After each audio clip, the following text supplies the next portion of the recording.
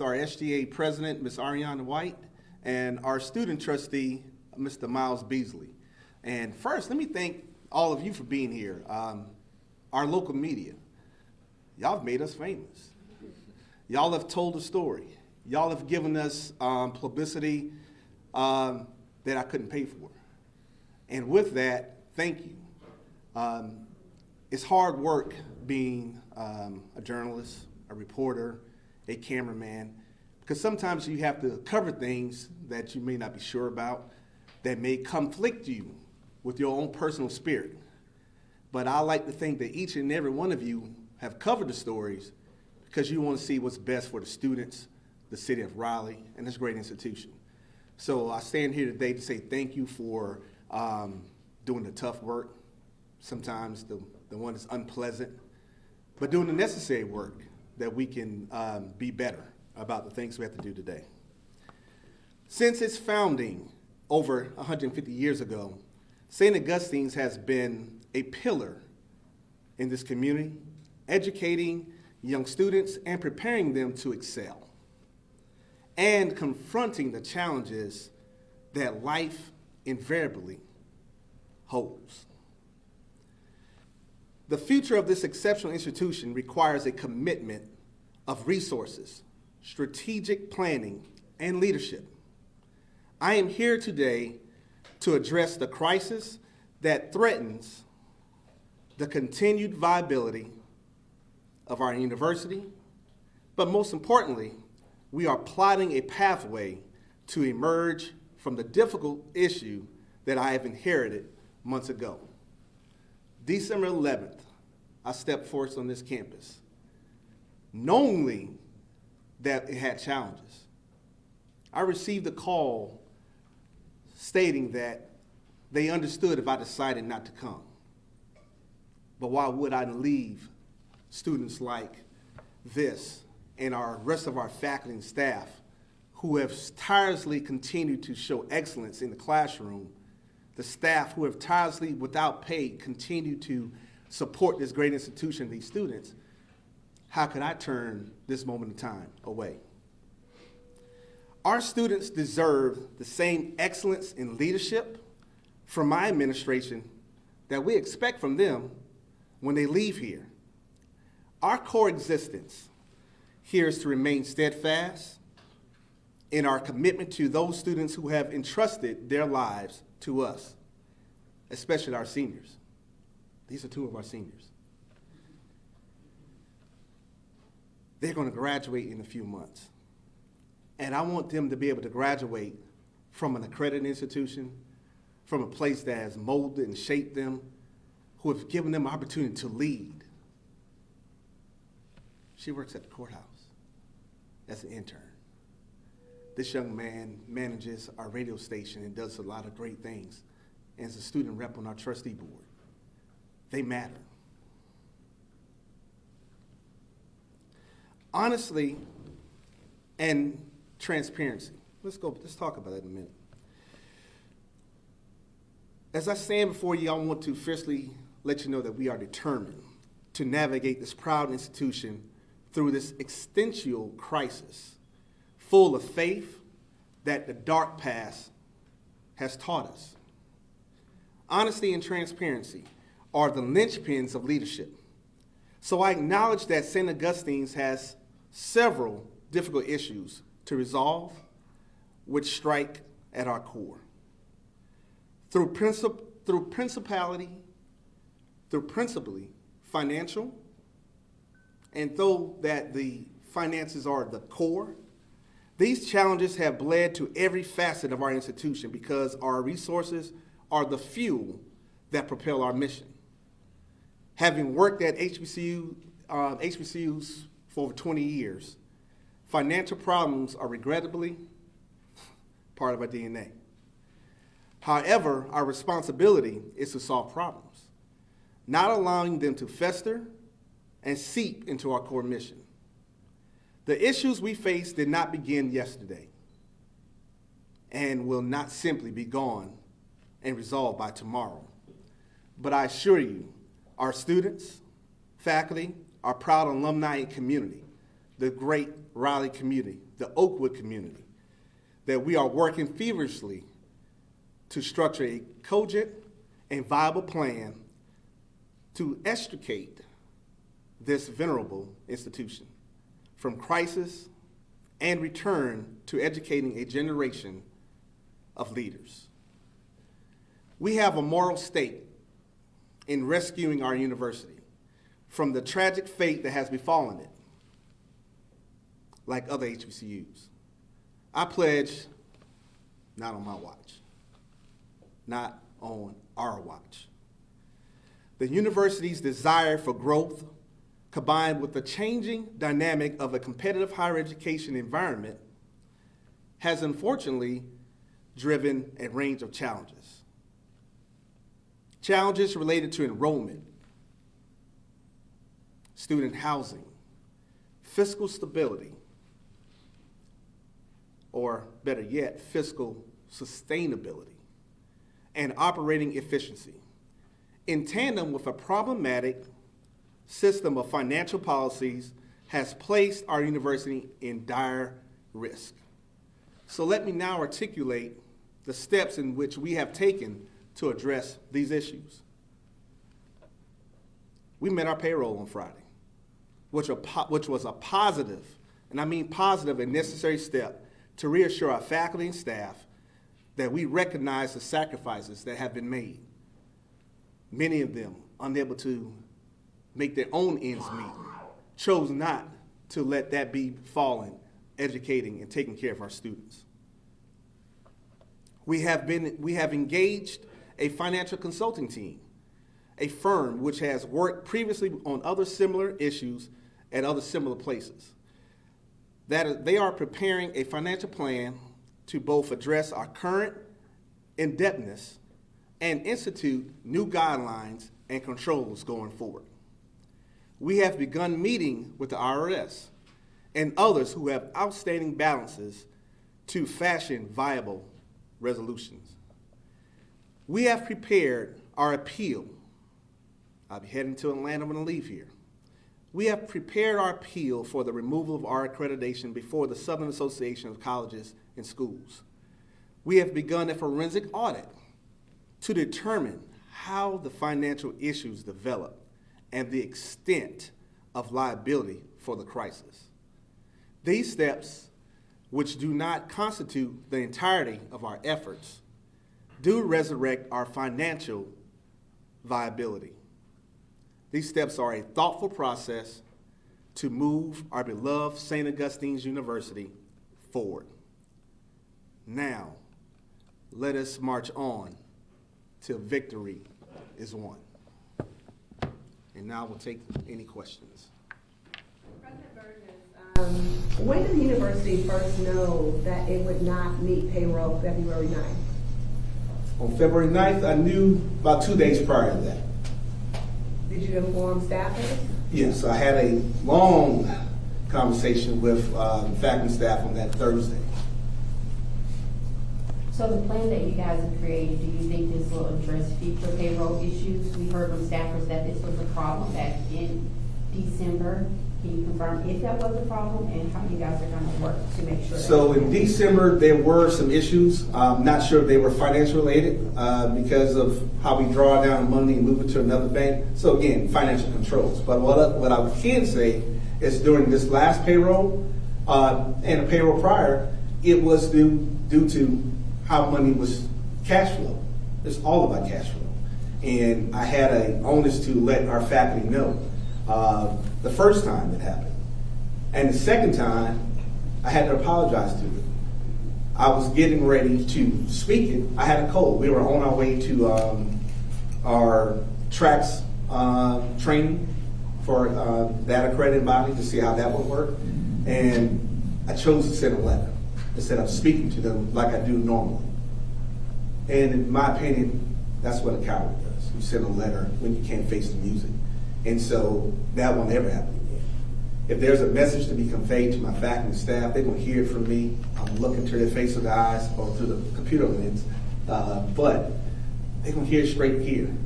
Good, bad, or indifferent. That's how we plan to move forward. President Burgess, a $7 million line of credit was taken out back in the fall, according to records. What was that money for? What was it used for? And how do you begin to repay that with all these other debts adding up? So it was $7 million allocated, but only 4.5 was received. And so we have not received the other portion of that. And it was to create a cash flow.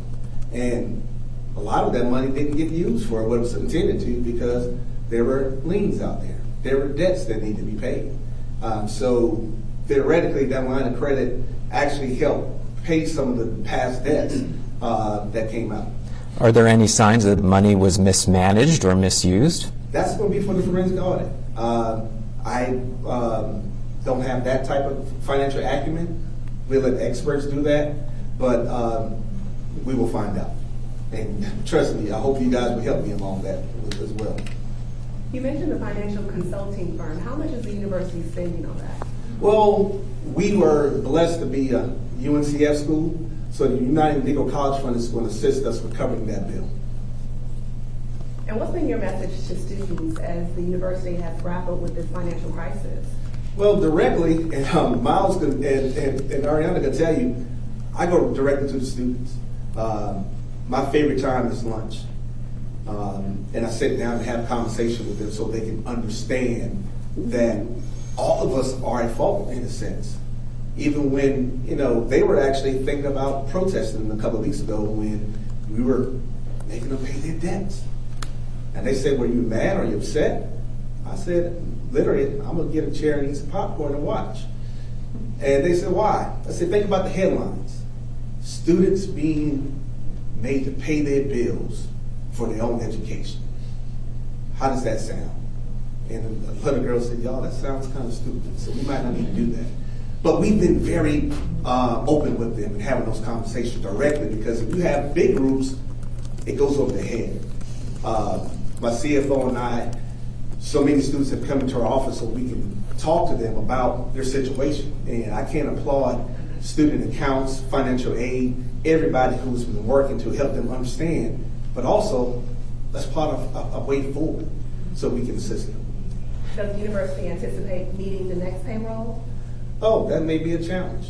So you might want to start writing now. Our goal, though, is to make payroll. It's always going to be my goal. But with the new tax liens from the IRS, some of the things that we were working on have been infringed upon. But we were working through those things. Yes, ma'am. You're talking about current students, but it's also college application, college admission season. I'm wondering, do you feel that the university can in good conscience bring new students onto campus? What is your message to them about this situation and how it would affect new prospective students? So that is a definite concern of mine. And I think the biggest piece is going to be what we do with SAC-COC. Accreditation and our Title IV funding is the most important thing going forward for any of our students. And so what as we work to mitigate those issues, that message to an incoming freshman class, we do anticipate it being smaller, but that may be a good thing. We're going to have to cut to work our way back. So we may have to operate on a leaner budget to ensure our stability going forward. What happens if the appeal doesn't go through?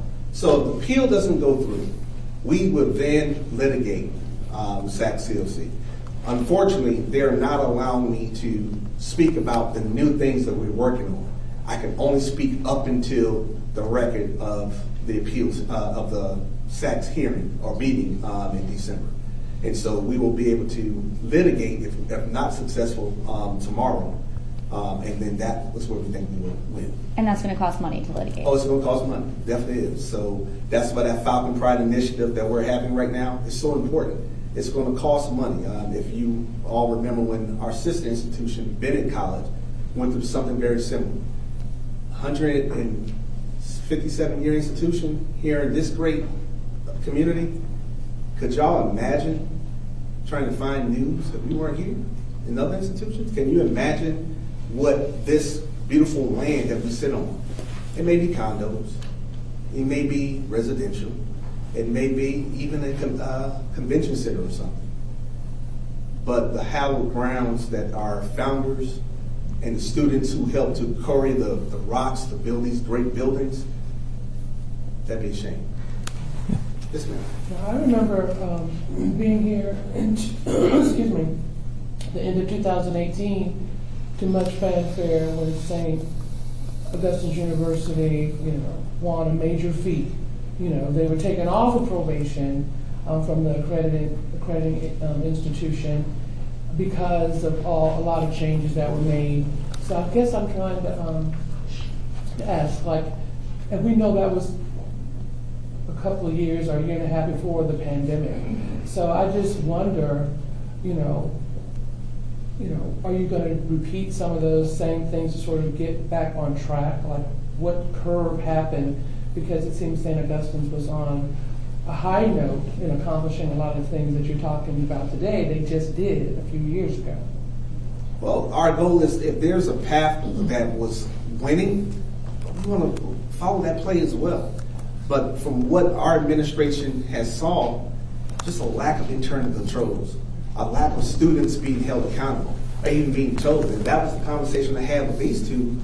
Dr. Burgess, we were told school was free. At least we thought it was. So let's think about this. My budget is going to be my budget. My paying our faculty staff every 2 weeks, that's going to happen regardless. But if our student fees are not aligned and they're not coming in, well, then your budget is upside down. And so we're trying to figure out a better spending model, a better way of what our true cash flow is, but then also how do we utilize the resources we have at this great institution to our best advantage. And it's not just giving it away just because we're in a tough situation. It is how do we work with the Raleigh community? How do we do something that's going to benefit all of us as we work to fight our way back? You mentioned about the land, and that was sent in one of the emails, I think, to the staff, that there were concerns about money not being coming in from what I assume would be a land sale. Have you been looking to sell some of the university's land, and where are you in that process? So prior to the IRS, we were looking, walking and chewing gum at the same time. There was some land that does not fit into the master plan that we were looking to collateralize so we can get some cash flow. Because again, Wake County land prices have gone up. And so we wanted to make sure we were thoughtful in that. There was a deal, I think everybody heard about the famous Carter deal that was supposed to happen to bring $10 million. No, it was not a good deal. There was a 99-year land lease. And so we wanted to make sure that whatever deal that we use on this great land, it's going to be the benefit of the institution and its community. With the fundraising going on too, and the message here, what would you tell people? How close is this university to shutting down? Because of our resources, from a fiscal standpoint, ours is just cash flow. It's getting to our money. There is over almost $6 million right now of our money at the Department of Education. But because of being on high cash monitoring, the system that we have to go through, and it's put in place to protect taxpayers' dollars, so I understand it, not fighting it. But until we can get to our own money, and that's what we want to do. We want access to do some things, and we just need a little time. My administration needs just a little time so we can make sure if cash flow wasn't a problem, then I can be going out and doing the fundraising that I'm used to doing. And it's spending time with our economic development team, spending time with our chambers. I'm going to tell you one of probably the best partners we have right now is Wake County Public Schools. Dr. Taylor and his team, and I can only imagine the parents of our early college students. This taints them. Every time something negative happens about this institution, my student is there. But I want you to pay attention to how they walk this campus and enjoy being on our campus. What are they learning? They're learning a culture that is not just black and white or brown. It is us. And so I'm so thankful for those students on our campus, and then they decided to leave them here at least to the end of the semester. You mentioned cutting back in an effort to work your way back. Will there be any layoffs? There will probably be some cuts. There will be some cuts. Any idea how many? Not sure right now. And again, we're taking a hard look at where they need to come from, because I also want to do it in such a way that those people who have worked so hard to be here and love this place that we provide opportunity for them to come back. Sometimes you haven't even let them go. There's been a couple employees that we probably encouraged, if you have a chance to do something someplace else, take it and make me work for it to bring you back. Yes, sir. Yeah, you brought up Miles, who we talked to the past inspection news on the new TV station, the upgrades. And I know there's a $300,000 call for that too, for funds. Can you give us an update on that TV station? Still one of those things, and that's going to be one of those opportunities that we utilize friends in that community. You know, ABC, NBC, CBS, radio stations. I think your stations may be a great opportunity and a great, opportunity to show solidarity with this great institution and assisting us with that media space. We're doing radio and TV in that space. I'm sure some of the equipment in there is just as good as the equipment you have here. It'd be a great story to show that our local news stations who support us also supported the success of us maintaining that space. If you don't get the accreditation, you have to go into litigation. Cash flow is continuing to be an issue. When will you have to close the doors? If this doesn't happen? Closing doors that's years away. And really, I don't even think about that. Even in our darkest times, closing these hallowed doors, these walls, it's not going to happen. It's too much out there for us to be successful. It would be a tragedy if we didn't do all we can to keep it open. Yes, ma'am. So how are you guys sustaining staff, making sure that these employees keep coming back? You mentioned about the uncertainty for the next pay period, and so people who work here hearing that has to be concerning. Do I need to continue showing up if I'm not going to get? Oh, like the email that went out that made everybody think that teachers weren't teaching. That was one individual, and faculty took care of that. And they're here to the end. We also had community folks to come in and bring funds to provide gas cards to our faculty and staff to ensure that if gas is stopping you from getting here. We've had faculty and staff members to provide access to funds if somebody was maybe going to miss a rent payment or a car payment. We've been rallying around each other to ensure that if someone needs to be lifted up, we got them. We got your back. And so that's the message. If I don't say anything else out there, is thank each and every one of you who've continued to be faithful and say, you know what, I have a little more than others. Let me share it. These students, this institution matters. Let me help. Sometimes it's not about what I get in return. It's about what is right. Unfortunately, I don't have the endowments that some of our larger institutions in this region have, that they've been grandfathered in to receive dollars whether they earn it or not. And that's not their fault. It's good just where you are. And I'm thankful for those folks. But those people out there do exist who like what we're doing. And if you're out there and you're listening, I welcome you to be a Falcon. I welcome you to support this mission. We have not done it right. And most people don't like to make bad investments. People with money, they usually made good investments or had a great inheritance, or both had. I say to them, become a Falcon. This is a great story. This is a great comeback story. We're not dead yet. We're still rising. Dr. Burgess, so you're saying you could still be years away from possibly closing doors, but the campus is also doing things like holding candlelight vigils and asking for millions of dollars in funds. So when you hear that, it kind of paints like a dire picture. So how do you just explain that? Because it is dire. In the darkest times, when you get at your weakest moment, it is tough. And then the phone rings. And then an email comes. And there's something else that comes to help lift your spirits and shows, no, we're not down and out yet. But it is a dire, let's not be mistaken. Each day that we keep our lights on and the water running is a blessing. How much, you've talked about missed payroll. I'm just wondering, will faculty and staff see that money at all? Is it just that it's missed and they won't get paid? Will there be back pay? Oh, yes, either for now or in the future? They will not miss their money. We will make sure we make them whole.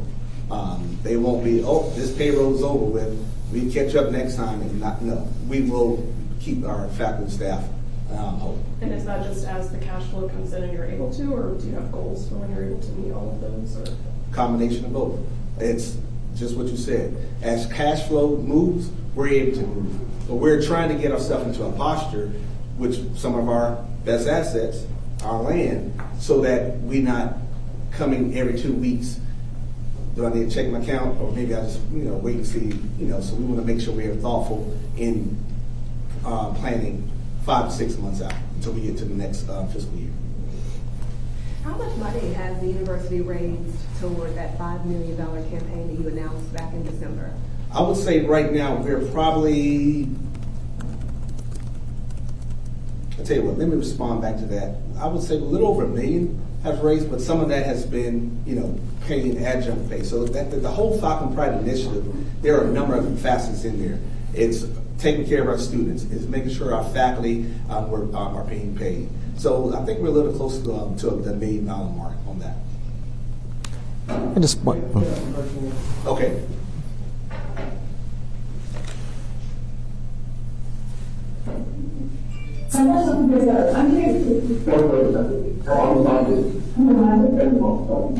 Hey, you read up Burgess? Yes, I can. Hi, it's Joel Brown from ABC 11. I'm going to miss this over the Zoom because the audio wasn't great at first. Are you expecting the Saks appeal hearing to happen as early as tomorrow? And don't these latest financial struggles, multiple occasions of failing to meet payroll, hurt your case even further as you try to prove that someone is financially responsible? So the way the Saks meeting and hearing is going to go, they are only you can only speak to what has happened prior and up to the Saks meeting in December.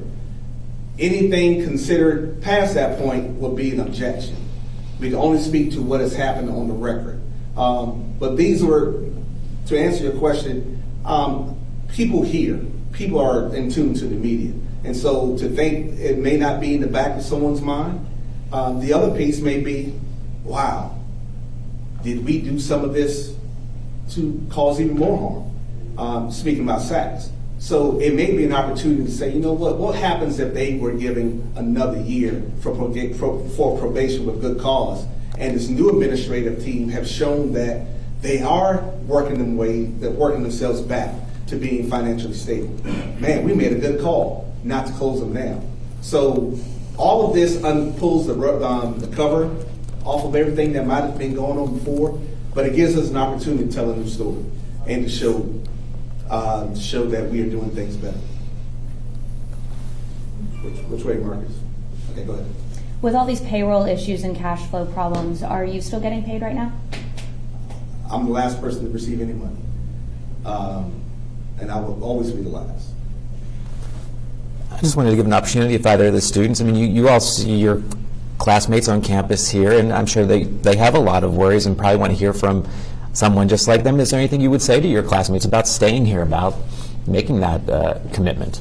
I think it's more so just encouraging them to, even though the university is going through its time right now, this isn't the time to pick and choose a side. It's just a time where we kind of keep it all in-house, make sure that we're together and we're saying the same thing. I just feel like it's all about doing our part. As long as we're doing our part and we believe in SAU, the students will look at it and they'll follow after us because we are a representation of the student body. What keeps you believing in SAU in spite of all these financial challenges? What keeps me believing in SAU? SAU chose me, okay? So I love SAU, I love my HBCU, they kept me going. Actually, I'm gonna go a little bit into detail. When I was coming out of high school, SAU was actually like one of the colleges that accept me due to my low high school GPA. So there were like other colleges that weren't willing to accept me, and SAU has shown me that it's not always about where you start, but it's always about like how you finish. And I love SAU. I love my HBCU. Why the emotion?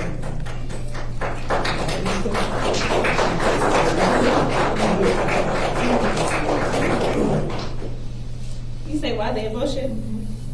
You Because, care. yes, because I care, and that's the main reason why I ran for SGA president.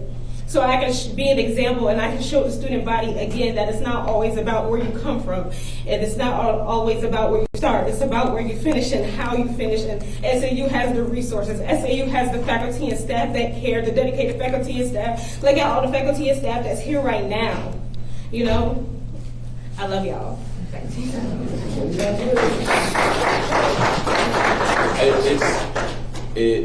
she said, I mean, St. Aug has a way of choosing people.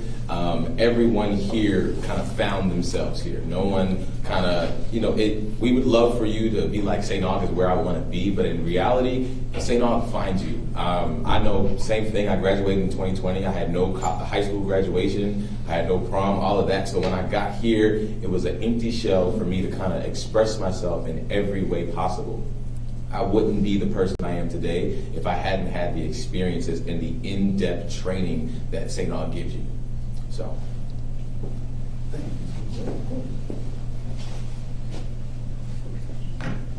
What else is there to be said? I can't help but notice the emotion on your face, President Burgess.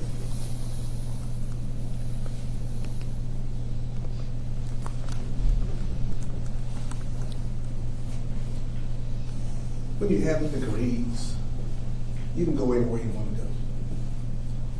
I chose to come here. Like they were chosen to be here. I chose to come. Because it matters.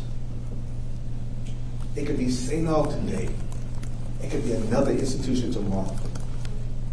We have to be about the posture of, in spite of sometimes bad choices. If we all were judged on the bad decisions that we made, I don't think we would be here. It's because of second chances.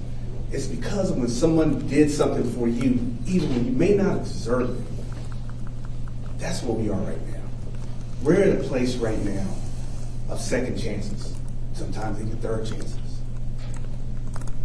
We are going to rise, but it's going to be the wind beneath the wings that this community, this great nation, this country has for HBCUs, higher learning, just students who want to just be better so they can go back to their communities and make a difference.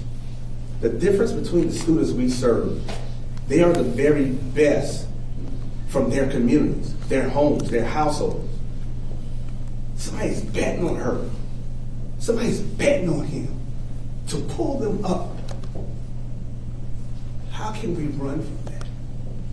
Who are we to think that we're so good that we don't have to do what we have to do, roll up our sleeves, stay up all night on spreadsheets and thinking about algorithms and how can we make this work, how can we make this work, and then making those calls to people, asking them to reconsider their commitment to this institution. There was a local bank that I sat down with and thought they want to do something to help support our athletic teams going to CIAA next weekend. And we got a denial. We were only asking for about $2,500 to $5,000. We got denied because of the press, the negative press, the financial instability. Now, on one hand, it kind of makes a little sense, right? You got IRS problems. You got problems all over the place. But I'm not asking you to help me. I'm asking you to help them.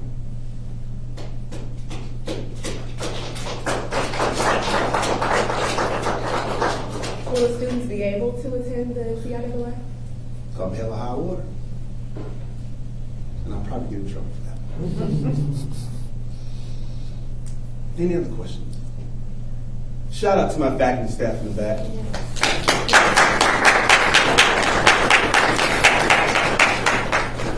And to the parents of our students, we're working for a better tomorrow. We're working for a better tomorrow. Please give us the opportunity to make things right. Thank you.